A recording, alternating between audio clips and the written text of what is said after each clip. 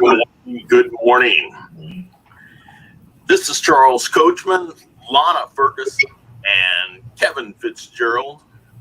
And morning, everybody. Morning. Through the Bible. Morning. And we are reading our way through Proverbs, digging in deep into the book of Hebrews, and as always, putting on the whole armor of God. Let's take a look and see what we've got for birthday shout-outs. Let's see if we can find that. I don't know if my producer's awake this morning, but we're going to see. That's not right. Let's get up there. Okay. Happy birthday shout-outs. And let's see. I know that we're live because I didn't hit the wrong button. It went live right away. But let's see. We've got a happy birthday shout-out to Doreen Monroe. Now, she is a dear friend of mine. We have known each other since junior high, and she is a realtor here in, she is over in the East Contra Costa County area, so over towards Antioch. So, Doreen, it's a big birthday, so happy birthday to you. If it is your birthday out there, enjoy it. God bless. But especially Doreen Monroe, enjoy your day. I hope you have a wonderful day. All right, let's take a look and mention our friends here. Curtis, Rex, Danny, Red, Shelly, Nancy, Ashley, my Aunt Sandy, and Jeff Rainey, thinking of each one of you and praying for each one of you. God bless. God bless you all. Now, let's take a look and see what we got going on today. We have Proverbs chapter 13, 1 through 25, Hebrews 7, 1 through 28, and as always, Ephesians 6, 10 through 20. And what else do we have? Well, it is Friday, August 13th, 61 degrees here in beautiful San Jose. Lana, what do you have? Well, I think we're just at 72. Woohoo! So it's cooling down in Nebraska. Nice and humid? Nice and humid. Right on. We might as well be in Florida. I mean, that's all right. How about our man with Fill the Dreams? Well, I'll tell you, it's 82 degrees, 87% humidity, and the heat index is at 102. That guy's got it together. In Nebraska, we just don't pay any attention because it's going to change. It will be different by midday, completely different. Could be below zero midday. You never know. Years ago, when I was on the radio, I used to call it "Your guess is as good as mine" forecast. Your guess is as good as mine. Hold on. Want to check the wind? See how everything's going. Ours, in the Bay Area, we have what they call microclimates. So from every little area, like it can be almost 100 degrees in San Jose, 50 miles away in San Francisco, it can barely be 60 degrees. And it's like winter there. So the big saying was from Samuel Clemens, the coldest winter I ever spent was a summer in San Francisco. So that's true. Back in the 80s, my mother's cousin came back to Nebraska, took me back out to California in memory of their son who was killed out there. And I was so excited. I thought, oh, warm beaches. I had this big illusion of warm weather in June. Well, it was warm in Nebraska. When we landed in San Francisco, I mean, it was cold. We had to wear coats, and I'm like, what happened to the heat? What happened here? It was a lot different than what I had always thought it was, but beautiful, very beautiful. Beautiful. But as soon as you leave San Francisco and head either north or south or east. If you go west, you're swimming, but you're going to change by 20 degrees minimum. Yeah. As soon as you get across one of the bridges or head south on the peninsula, you're going to change immediately. Now, I have been in San Francisco, one of the hottest days I ever spent. It was about 85 degrees in San Francisco. And that is hot in the city.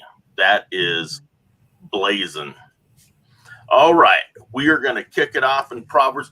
But you know what? Fitz had a story that we talked about this morning. Fitz, why don't you share with everyone the story of Field of Dreams? Well, as many of you know or may have heard of, yesterday that was a Major League Baseball played at the Field of Dreams. And that's the iconic site where the movie was filmed in Dyersville, Iowa in 1989. About 1996 or 97, I listed the Field of Dreams for sale at $6 million. Myself and a colleague, and we signed the listing papers right at the dining room table in the house. And the farmer that owned the house and right field was different than the farmer who owned center and left field, and they could never agree on a price. And we brought them 4 or 5 pretty good offers. We were marketing it in Asia to a group of investment bankers, or we thought perhaps that a Japanese financial person would come in and swoop it up and make gazillions of dollars, but we could never get those 2 old farmers to agree. And finally, the listing went away, and so it was a special evening for me and my family last evening. So thanks for asking. It was special to all of us. I never look at that. I never think of it, but what a tear comes to my mind, and that was a time in our lives when my children lost both their grandparents on my side and their father within 1 year. And that was in 86. And when that movie came out, and when he's standing there and he asks his father if he'd like to play a game of pitch, I mean, I still get kind of teary-eyed. It's a beautiful movie. It was a beautiful evening. I guess, didn't the Yankees lose, though?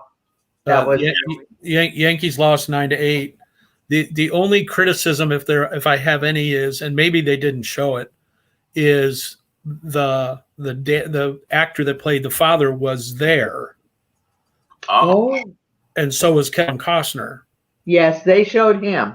And there was a rumor that Costner was going to throw out the first pitch, and I thought it would have been cool to have him throw it out to the actor who played the dad. That's true. But they didn't show any of that on Fox. So I wouldn't have made it this morning because I would have been crying all night long. Well, I'd be lying if I did. Why that shouldn't happen. Yeah, I'd be lying to you if I tell you I didn't shed a tear or two last night. Oh, well, it was sad. Yeah. They couldn't have had a more exciting finish. Right. Mm-hmm. Yep. That was incredible. All right. Well, they're not going to take away that field, are they? No. They're not. No. They're going to keep the movie set and the brand new field. It's awesome. Yep. Awesome. All right. Let's take a look and see who we got here real quickly. Frank Nell, Sheridan Dunn. I'm going to get past there real quick. Eric B. Flournoy, where are you, my man? Hello, Eric. For you. We held everything up. We're looking for you, brother. All right. And then good morning, Lana and Fitz. Frank Nell, good evening to you. Keith Landris, good morning. So glad that you were here, Keith. And then Frank Nell, good morning to all. Happy Friday and be safe. Frank Nell, the same to you and thank you. There we go. Been looking for you. God's morning and blessings to all. I tried, Coach, but you wouldn't put me on. I like this dream team anyway. Oh, Eric. Hey, man, I would have put you on. We were there waiting for you. Sheridan Dunfrocknell, thank you. And then good morning, Fitz and Lana. Let's go. We're going to get going. And Gloria Brown, good morning. Good morning to you, Gloria. So glad to see you.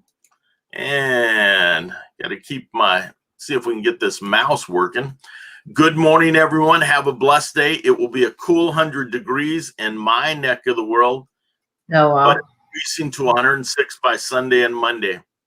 Kathy, you and Arnie enjoy that weather. I'll be sitting next to the air conditioner and probably sipping some iced tea, trying to stay away from the heat. I know it's going to be about 100 degrees here too, so it will be a difficult weekend, and the fires are still blazing in California, so it's a crazy time, and this heat will be difficult. But Kathy, you and Arnie have a great weekend. Keep cool. And then good to see Alana and Fitz. Blessings to all my brothers and sisters here and everywhere. Mr. Fitz, same to you. God bless you. Good to see you all here. Blessings. Have a wonderful weekend. And Scott Ricard, good morning, everyone. Our Florida connection is complete. And the birthday boy made it back, celebrating his birthday week. All right, get going. And we're going to start off at Proverbs. And I'm going to go ahead and kick it off real quick. All right, Proverbs 13. Contrasts the upright and the wicked. A wise son accepts his father's discipline, but a scoffer does not listen to rebuke. From the fruit of a man's mouth he enjoys good, but the desire of the treacherous is violence. The one who guards his mouth preserves life. The one who opens wide his lips comes to ruin. The soul of the sluggard craves and gets nothing, but the soul of the diligent is made fat. A righteous man hates falsehood, but a wicked man acts disgustingly and shamefully. Righteousness guards the one whose way is blameless, but wickedness subverts the sinner. There is one who pretends to be rich but has nothing. Another pretends to be poor but has great wealth. The ransom of a man's life is his wealth, but the poor hears no rebuke. The light of the righteous rejoices, but the lamp of the wicked goes out. Through insolence comes nothing but strife, but wisdom is with those who receive counsel. Wealth obtained by fraud dwindles, but the one who gathers by labor increases it. Hope deferred makes the heart sick, but desire fulfilled is a tree of life. The one who despises the word will be in debt to it, but the one who fears the commandment will be rewarded. The teaching of the wise is a fountain of life, to turn aside the snares of death. Good understanding produces favor, but the way of the treacherous is hard. Every prudent man acts with knowledge, but a fool displays folly.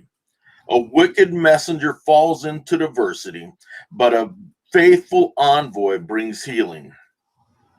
Poverty and shame will come to him who neglects discipline, but he who regards reproof will be honored. Desire realizes sweet to the soul, but it is an abomination to fools to turn away from evil. He who walks with wise men will be wise, but the companion of fools will suffer harm.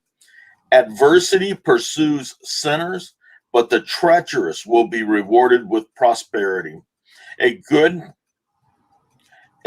man leaves an inheritance to his children's children, and the wealth of the sinner is stored up for the righteous. Abundant food is in the fallow ground of the poor, but it is swept away by injustice. He who withholds his rod hates his son, but he who loves him disciplines him diligently. The righteous has enough to satisfy his appetite, but the stomach of the wicked is in need. All right, that is Proverbs 13. And just taking a look at this, and again, it always has something to do for me, the ones that I look at are the ones where it's taken a bit of discipline. It's taken a father to discipline his son, or the mother to discipline the child, and making sure that we do it, and making sure that we're not one of those that is afraid to punish our child when it's needed. And I'm not talking about beating a child. I'm not talking about abusing a child, but making sure that they understand it. And that's all that God wanted. You have to make sure the child knows the groundwork, knows the rules that we have to follow. And then one of the other things, and this is one of the verses that hits me. Now, I may never have grandchildren. I don't know. A good man leaves an inheritance to his children's children. And I think that's what we all have to strive to do. Have enough to live on, but also something to leave for our children, if that's at all possible. Guys, what do you think? What do we find in Proverbs 13? You know what? Being a single mother, not by choice, a father's role in the family is probably one of the most important roles that a man can ever fulfill. And a lot of people ignore this fact. And God made me a promise. He said, I will be the father of your children. He promises that to the widows, the women that have been left. But I think maybe I've got a different attitude about that than a lot of other people. When a woman thinks they can do the job of a man all the way around, I think we're kidding ourselves. And I don't mean to rile anybody with that statement, but I found there was times I just had to really pray. What do I do about this? I cannot beat my son. His father might have done that, but I could not, physically do that. And I wanted my son to love women. I didn't want him to look at women as the dictators, the people that you needed to be against. I don't know how to put that effectively. But my prayer was always that basically my son, not my daughter, women can talk to women. And my daughter was older. But all of Proverbs speaks like a father in my imagination, in my mind. Mm. And when it says we should discipline children, leave an inheritance for children, sometimes as women, I think we need to remember the man's place in the family and respect that. Maybe some women need to do it more than their own choice as to being loved. Know where I'm coming from here? Yeah. So yeah. I'm sorry that might not be the look of everybody on Proverbs. But Hey, it's your point of view, and that is what you're looking at. And you're looking at a perspective from the perspective that was handed to you. Mm-hmm. And I look at that. My mother was a single mother, not by choice, but by my father's choice, who decided to leave. And she had to handle everything, and it would have been much easier if my dad had decided to stay. And my mom did everything that she could, and I will forever be grateful for that. Yeah.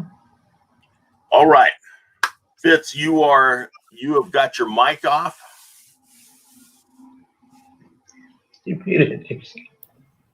Thank you. What jumps out for me is, own your words.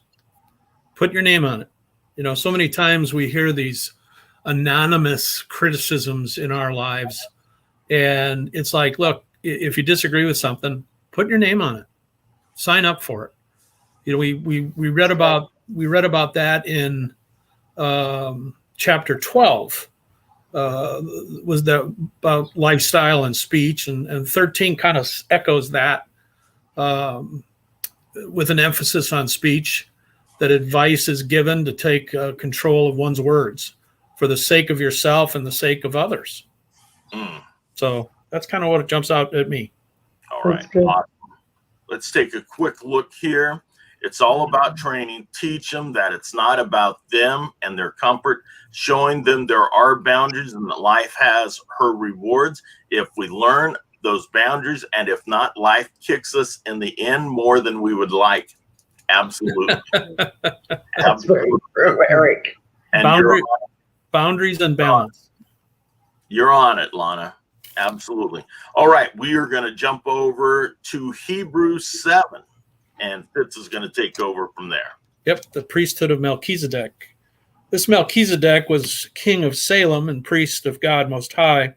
He met Abraham returning from the defeat of the kings and blessed him. And Abraham gave him a tenth of everything. First, the name Melchizedek means king of righteousness. Then also king of Salem means king of peace. Without father or mother, without genealogy, without beginning of days or end of life, resembling the Son of God, he remains a priest forever. Just think how great he was. Even the patriarch Abraham gave him a tenth of the plunder. Now the law requires the descendants of Levi who become priests to collect a tenth from the people, that is, from their fellow Israelites, even though they also descended from Abraham. This man, however, did not trace his descent from Levi, yet he collected a tenth from Abraham and blessed him who had the promises. And without a doubt, the lesser is blessed by the greater. In the one case, the tenth is collected by people who die, but in the other case, by him who is declared to be living. One might even say Levi, who collects a tenth, paid the tenth through Abraham, because when Melchizedek met Abraham, Levi was still in the body of his ancestor. If perfection could have been attained through the Levitical priesthood, and indeed the law given to the people established that priesthood, why was there still need for another priest to come, one in the order of Melchizedek, not in the order of Aaron? For when the priesthood is changed, the law must be changed also. He of whom these things are said belonged to a different tribe, and no one from that tribe ever served at the altar. For it is clear that the Lord descended from Judah, and in that regard to the tribe Moses said nothing about priests. And what have we said is even more clear if another priest like Melchizedek appears, one who has become a priest, not on the basis of a regulation as to his ancestry, but on the basis of the power of an indestructible life. For it is declared, you are a priest forever in the order of Melchizedek. The former regulation is set aside because it was weak and useless, for the law made nothing perfect, and a better hope is introduced by which we draw near to God, and it was not without an oath others became priests without an oath. But he became a priest with an oath when God said to him, the Lord has sworn and will not change his mind, you are a priest forever. Because of this oath, Jesus has become the guarantor of a better covenant. Now there have been many of those priests, since death prevented them from continuing in office, but because Jesus lives forever, he has permanent priesthood.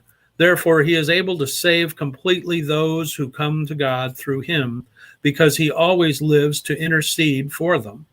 Such a high priest truly meets our need, one who is holy, blameless, pure, set apart from sinners, exalted above the heavens. Unlike other high priests, he does not need to offer sacrifices day after day, first for his own sins, and then for the sins of the people. He sacrificed for their sins once for all when he offered himself. For the law, he appoints as high priests men in their weakness. But the oath which came after the law anointed the Son, who has been made perfect forever. Thank you, Fitz. Thank you. Let's see here real quickly. My mouse is messed up. I'm here. My name was passed over. Diane Cazares Hayhurst. My mouse is messed up. So I went through there and I may have skipped others. I am sorry. So I'm glad that you were here. And then, hi, Diane. You matter. And then K Fitz, give them the word, brother. And that is huge. Now, not knowing much about Melchizedek, I can't remember how to say that. Melchizedek. Melchizedek. Yep. He is not a person that I have heard that much about. The mentioning of him only comes a few times in the Bible, but it's more here than it is in the Old Testament. Yes. And Can you explain him?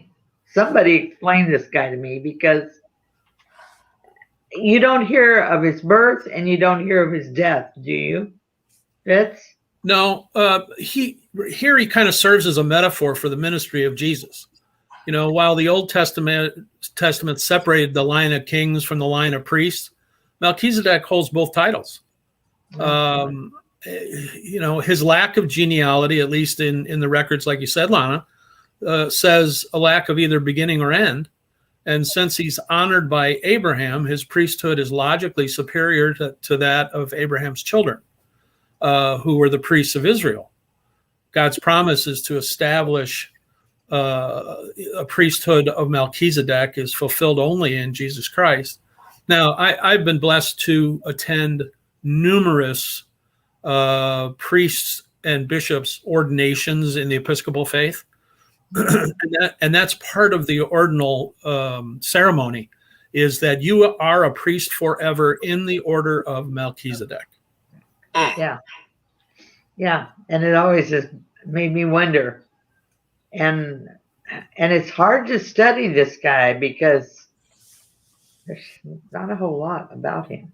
Yeah, we'll see it a little bit more in chapter 8 tomorrow. Okay.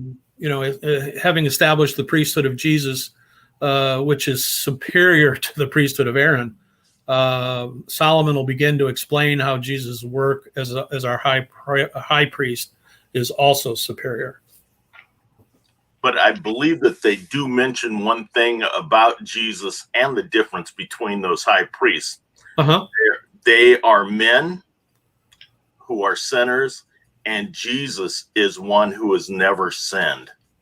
And that is one of the big differences in the high priesthood, right? That they have to take a look at. Mm-hmm. All right. Fitz, thank you. Lana, thank you. Go ahead and go to Ephesians 6, and then we'll read 10 through 20. And I'm going to do this, but you know, something come to me. If we were to put on all the metal that this talks about, I couldn't do it. I would be walking around burdened with this armor. But the armor that we are given is not a burden to carry. It is not heavy. It's a gift. And that just dawned on me. You know, in these days, we really need armor. I mean, maybe some of us real armor, and this is real armor, and it's not burdensome. So I'll continue with the armor of God. Finally, be strong in the Lord and in his mighty power. Put on the full armor of God so that you can take your stand against the devil's schemes. For our struggle is not against flesh and blood, but against the rulers, against the authorities, against the powers of this dark world, and against the spiritual forces of evil in the heavenly realms. Therefore, put on the full armor of God, so that when the day of evil comes, you may be able to stand your ground. And after you have done everything to stand, stand firm then, with the belt of truth buckled around your waist, with the breastplate of righteousness in place, and with your feet fitted with the readiness that comes from the gospel of peace. In addition to all this, take up the shield of faith, with which you can extinguish all the flaming arrows of the evil one. Take the helmet of salvation and the sword of the Spirit, which is the word of God, and pray in the Spirit on all occasions, with all kinds of prayers and requests. With this in mind, be alert and always keep on praying for all the saints. And he goes on to say, and I think we need to remember this, pray also for me that whenever I open my mouth, words may be given me, so that I will fearlessly make known the mystery of the gospel, for which I am an ambassador in chains. Pray that I may declare it fearlessly as I should. And in these times, I think we really need to finish that with that thought. Amen. We need to be praying for each other that we can, with love, be fearless and be truthful. And I love this. Well, amen. Thank you, Lana. Thank you so much. Let's take a quick look here. And RC Sproul has a lot on him. YouTube, the order. Okay, I'll have to go back and take a look at it. And then good stuff, K Fitz. Thank you, Larry. Beauty of the Word of God is the glory of kings to search out a matter. Absolutely. Melchizedek is a foreshadowing of Christ. Yes, I think that would be there. I think that's exactly what we could say. I want to thank everyone for being here, especially Lana and Mr. Fitz. Oh, thank you. Each one of you for being here. If you'd like to join us tomorrow, we will be back tomorrow as we continue our walk through the Bible, reading through Proverbs, digging in deep into Hebrews, and as always, putting on the whole armor of God. Everyone have a blessed weekend. If you have an opportunity to give a hand to someone else, please do that. Please help a brother or sister wherever you can, and always keep God in your heart and in your mind, and you can't go wrong. God bless each one of you. Have an awesome day. Bye. You too. God bless you. God bless you.